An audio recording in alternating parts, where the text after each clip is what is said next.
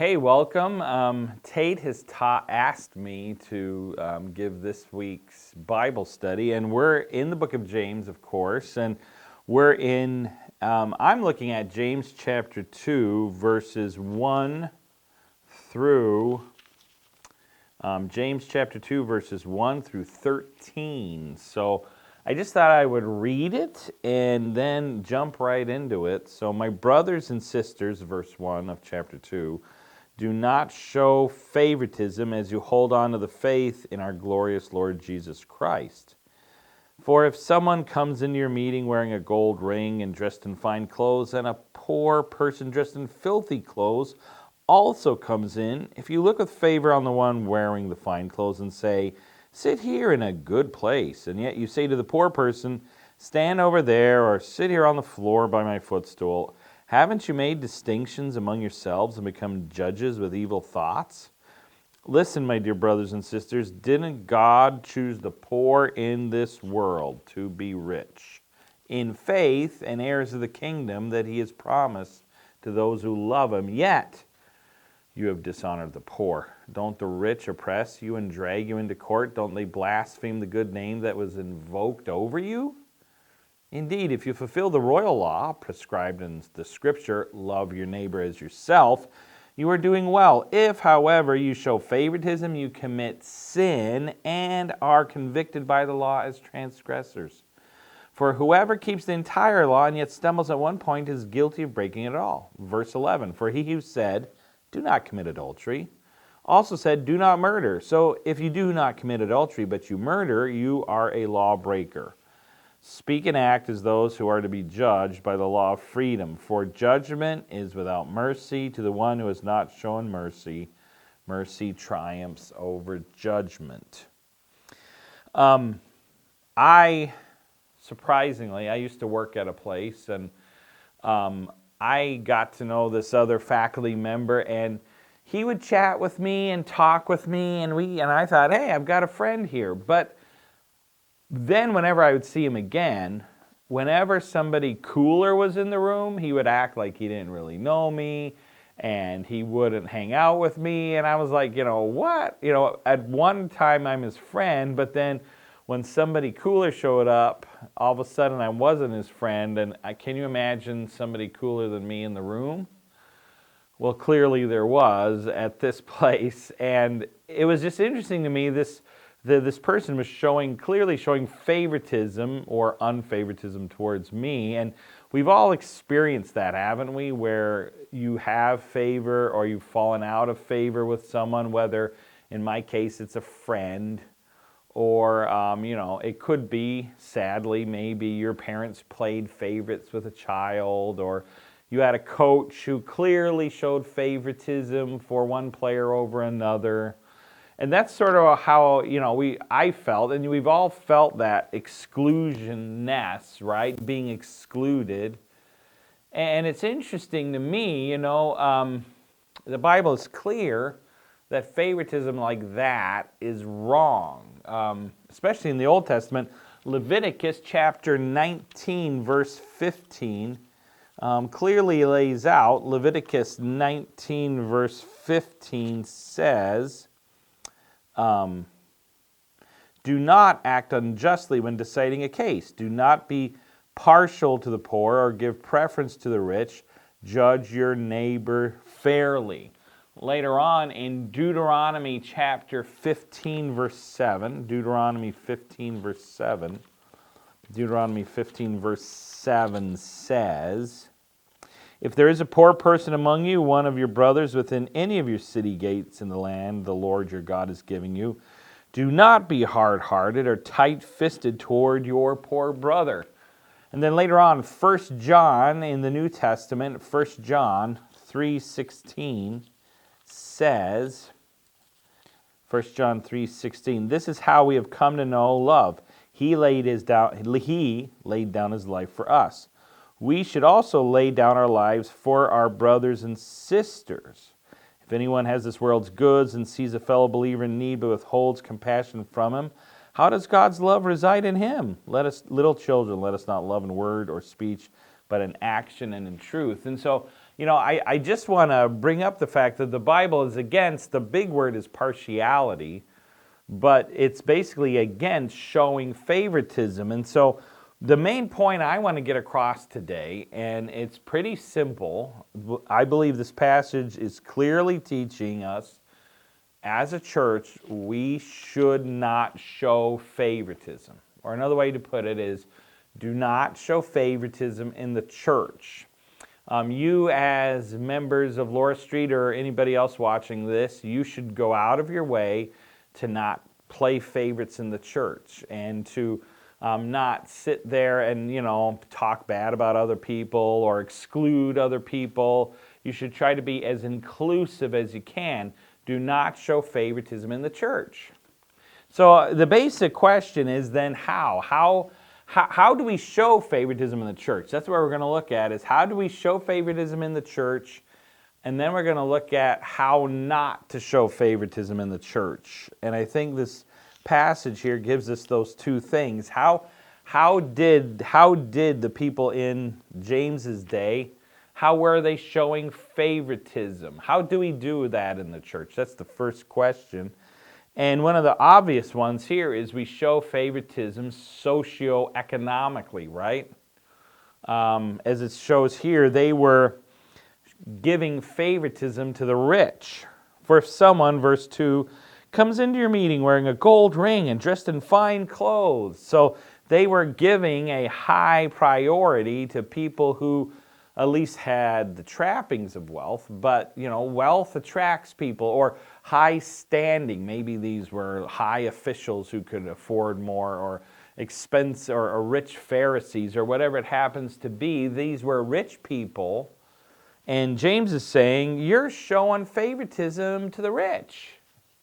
And it says there, but if someone is poor, verse 2, and they're dressed in filthy clothes, instead you look with favor on the one wearing the fine clothes, and then you look down on the poor person to the point where you say, sit on the floor, sit by my footstool, go over there, I don't even want to hang out with you. So one way we show favoritism in the church is socioeconomically, and it's tied into the second way we show favoritism in the church, which is looks. They were treating people with more respect in James' day who looked rich. As it says there again, they were dressed in fine clothes. They were wearing gold rings.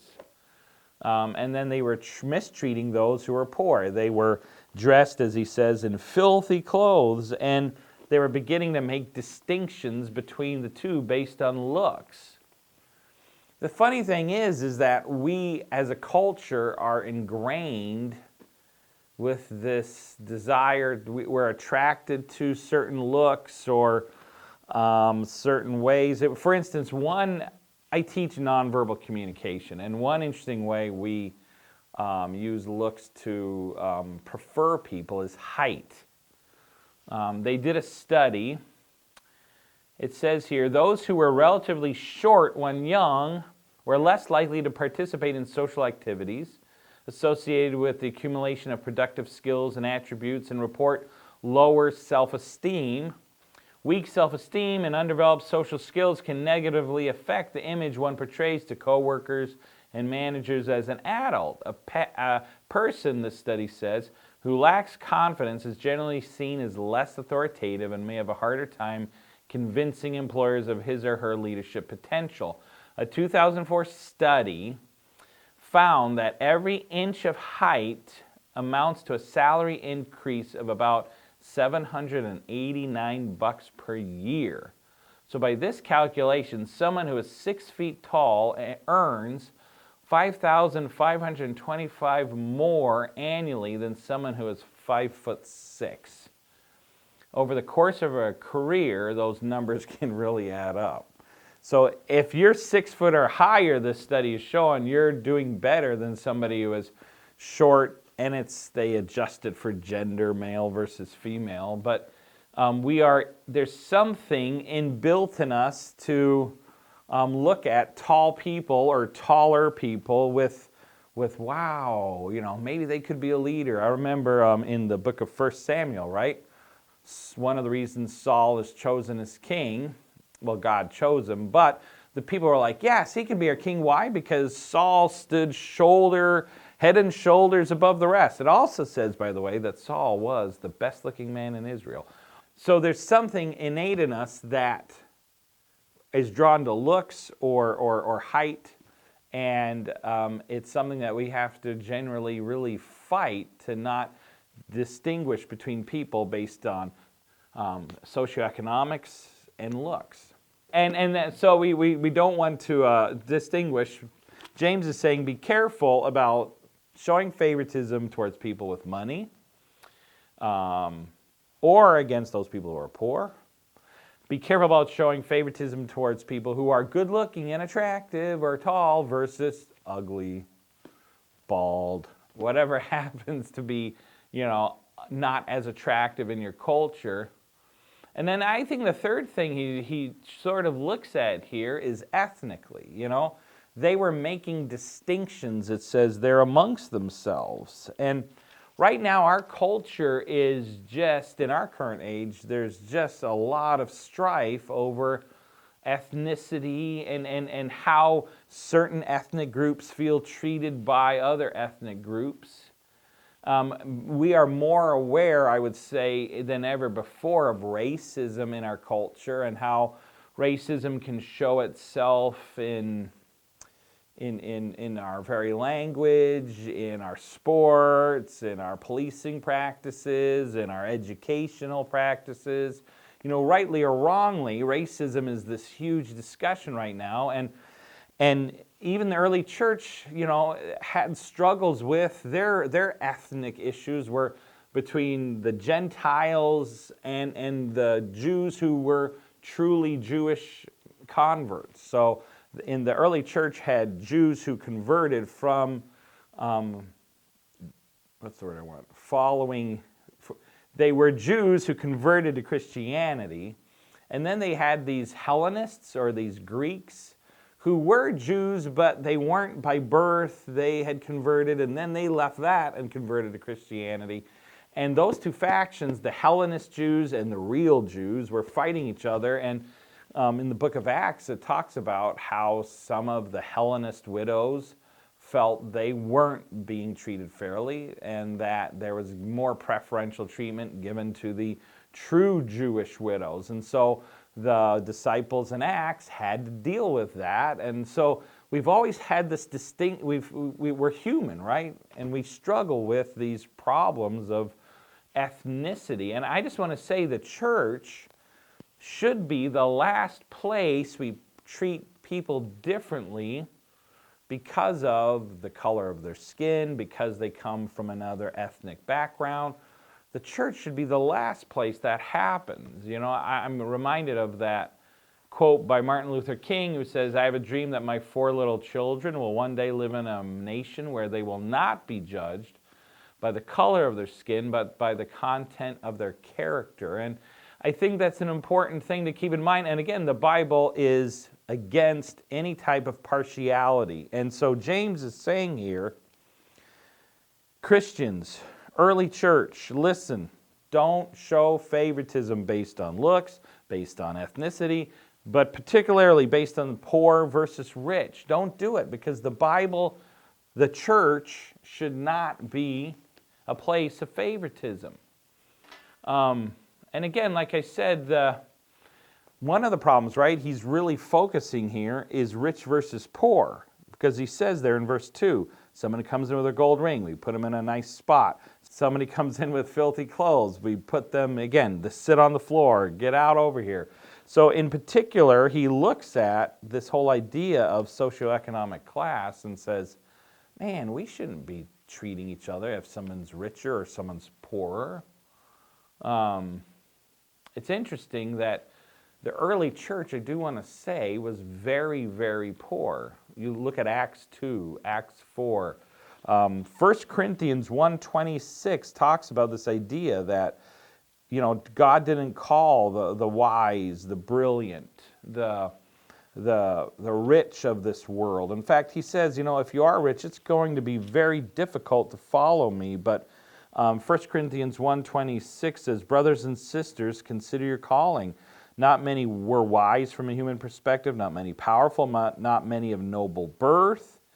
Instead, God has chosen what is foolish in the world to shame the wise, and God has chosen what is weak in the world to shame the strong.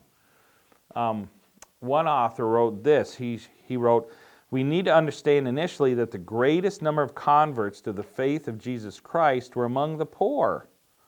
If you know anything about the New Testament, you know that to be the case. In fact, if you read materials that are outside the Bible, you find many things that mock the church because it was made up of poor people. Around 178 AD, a man named Celsius wrote this diatribe, this argument against Christianity, and he based it upon the fact that Christians were common, insignificant, poor people. And if you look here, again, back to this James passage, James is saying, why are you showing partiality to the rich? The rich are oppressing you, he says. James chapter 2, didn't God choose the poor in the world to be rich in faith and heirs of the kingdom? Yet you have dishonored the poor. Don't the rich oppress you? Verse 6, don't the rich oppress you and drag you into court? Don't they blaspheme the good name that was invoked over you? So I think particularly in America, we struggle with preferring the rich. And here he's saying, no, we shouldn't prefer the rich. In fact, people that are going to be attracted to the gospel are probably going to be the poorest of society, the more disadvantaged. So don't show favoritism.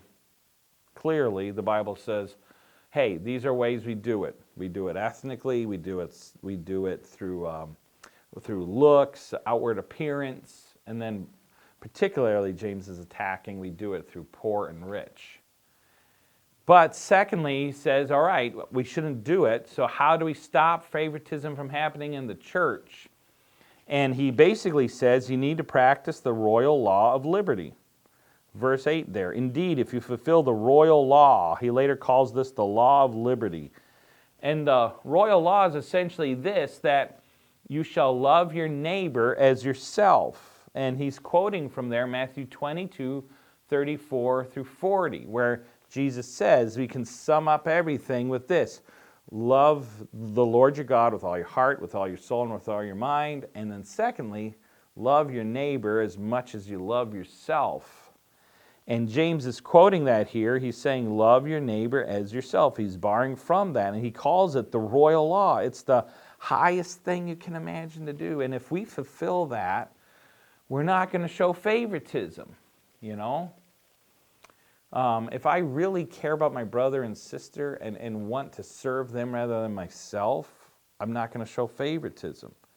And notice it says, love your neighbor as much as you love yourself. We think we're the most handsome. We take care of our bodies. We take care of ourselves. And he says, take that attitude that you have about caring for yourself and saying, you know what, I'm going to care for my brother and sister more than I care for me. If you do that, James says, you won't show favoritism. And I do want to say, sometimes if you're like me, love seems a little, what is love? It's like a feeling, that sort of thing. And I do want to say the Bible is full of love that has a lot of what I call action words in it.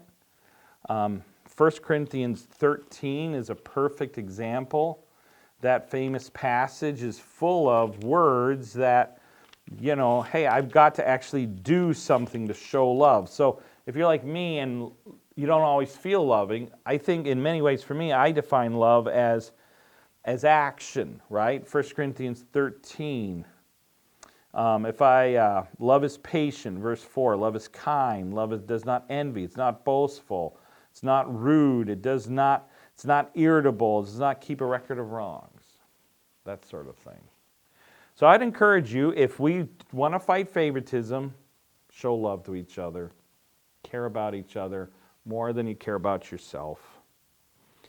And finally, he says, if we're going to fight favoritism, show love towards each other. But then secondly, look at it as a serious offense. And that's that last part there. He goes out of his way to say, you know what?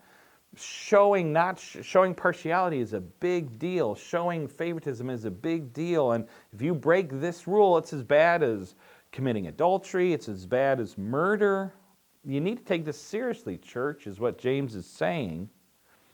So in conclusion, I just want to say, how, first of all, James is saying there is favoritism in the church, and this is ways you do it. Be careful. And then secondly, he's saying if you want to fight it, treat each other with love, fulfill that royal law of liberty, or that royal law, which is to love others more, as much as you love yourself. And then secondly, take it to heart. It's serious stuff. Really work at this. You are really offending God when you show favoritism. And so I just want to encourage you. I hope we don't show favoritism at Laura Street. I really don't. And I hope we treat each other inclusively and together. And here's some questions to consider, I would say, to think about this week. Number one, how do we show favoritism? Or how do I show favoritism? Write down some ways that, you know what?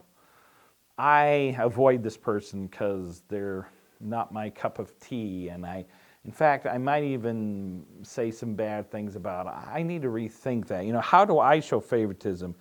Number two, are there in-groups at our church? And how do you become a part of that in-group? And if there are in-groups, that might be a sign that we do show favoritism. And we might want to think about tearing down some of those in-groups. And if I am part of a popular group, how can I let others in, Are you leaving anyone out?